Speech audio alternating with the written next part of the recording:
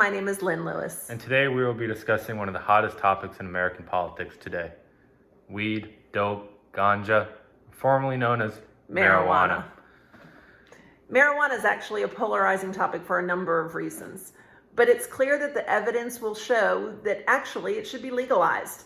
The big picture reason is the benefit of the economy. There are a number of reasons that we're going to discuss today that show why. So going forward with that, what is the biggest impact that legalizing the drug would have in the United States? I think clearly the biggest impact is that of the economy. When you look at the big picture, the macro view, what you're going to see is that the economy has been struggling in different areas. We can talk about jobs, we can talk about income, we can talk about taxable income. And it's very clear that the legalization of marijuana would make a huge impact on the legalization of what our economy could generate in terms of dollars. Us living in North Carolina, the agricultural community is so big in our state and in our southeastern region. How do you think that legalizing the substance would help our agriculture family, our people who live out in the east, who spend so much of their time, their lives working on these farms? That's a great question. So living here in North Carolina, obviously knowing that people that work and live here have a way to make their money and a way to survive and feed their families. In the past, tobacco has actually been a huge crop in the state of North Carolina. Obviously, with stricter guidelines around production of tobacco, that's changed quite a bit. So now, think of what people can use as a crop. In fact, we've got a number of our farmers here that have to be subsidized because the crops have been reduced and what they can produce as an income actually has gone down greatly. Think about it, it's not just the farmers and what they can earn from these crops, but it's actually the families working. There are families here who for generations live on their family farm, and that's actually what they've done all these years. And as the crop production has decreased, their net income has decreased, and so has their ability to been able to hire and use the people that live and have worked in these economies and on these farms for sometimes hundreds of years. If you look at marijuana, it actually grows well in a climate that's pretty temperate, very similar to North Carolina. So it's likely to be a very successful replacement crop. And so that would actually bring money back to the farmers. It would reduce the need for subsidies, and it would also actually help provide jobs to the families that live here and have lived here for a long, long time. Most definitely. From states that we have already seen legalize the substance, the pioneer states so-called, you have California, Nevada, Washington, Colorado, a multitude of states out west. What can we learn from them as they have been becoming some of the first states to legalize the substance over this past decade? What can we learn from their economy? What can we learn about how they have treated, how they have gone along with the process of legalizing the substance? What can we learn kind of about the whole big picture of them legalizing the drug? So in Nevada alone, which is one of the early states, as you mentioned, one of the pioneer states to legalize marijuana, in about 10 years, they saw the generation of over 40,000 jobs. In addition to that, you've also got labor revenue. You know, as people get jobs, they generate revenue. The more people are paid, the more they're going to spend in each of these states. So it actually helps on both ways. The more money people make, the more they're willing to spend. So it helps the economy on both sides of the coin. You've actually seen in Colorado, again, one of the first states to legalize the substance, the sale of product alone generated the collection of over $300 million just in 2019 alone. That's a significant amount of money, Cameron. Those aren't small dollars. Definitely, most definitely. Completely agree with that. However, bigger picture, the United States economy. Where is the United States economy currently? How would legalizing the substance change where our current state in the United States economy?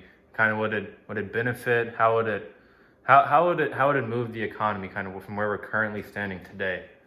Well, we all know the economy today needs a real shot in the arm. COVID-19 has caused businesses to close. A number of workers have been furloughed, and unemployment is the highest it's been in decades. It's going to take the United States economy quite a bit of time to recover.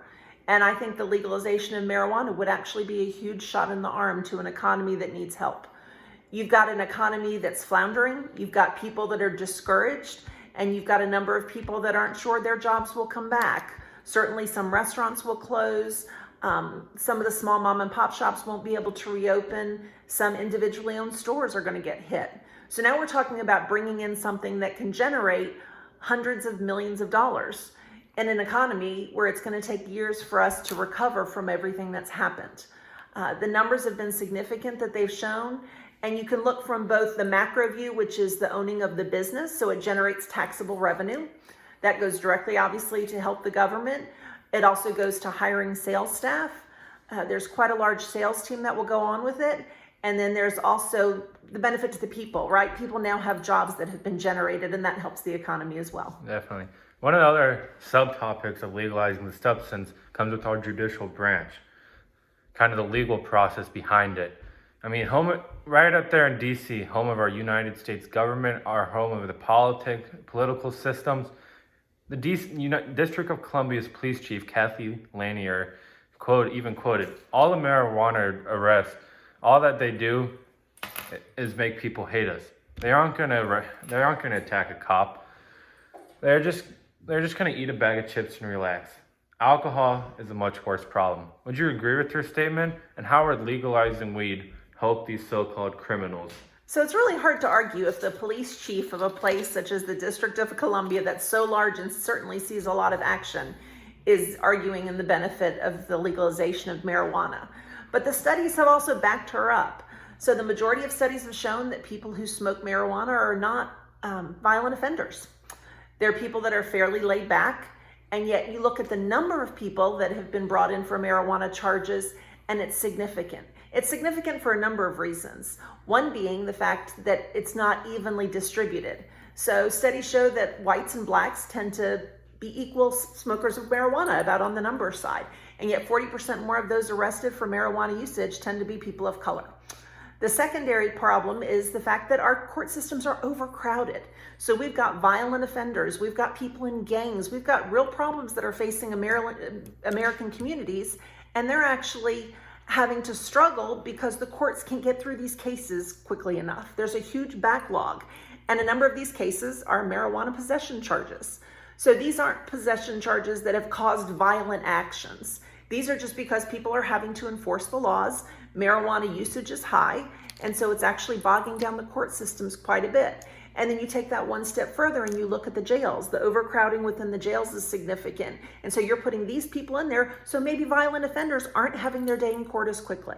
Definitely. I mean, we see yet alone in 2018, over 700,000 people were arrested, let alone for just simple possession charges. And that's a significant number in an already overcrowded system. And we also see out of all these people arrested, 50% of them are currently doing time right now. So they have been charged, they are spending time, they are taking up our jail cells. They aren't being able to live life because of a simple marijuana charge. Kind of going back to what Kathy Lanier said, they use this substance pretty much just to get a bag of chips and relax. I mean, overall though, we see 33 states in the United States have decriminalized the substance, so we are definitely moving in the right direction. Absolutely. And so I think going forward, we do have a good starting spot. We just need to advocate more and more towards our politicians, towards our further people to kind of get them. We need to all come together talking about this substance, as we've listed the economy and the legal system today, two kind of the biggest subtopics surrounding the drug, about how we kind of move forward and kind of completely take away this so-called problem of marijuana. I'd like to thank you for your time today and kind of all the facts you were able to provide with us. Thanks for having me.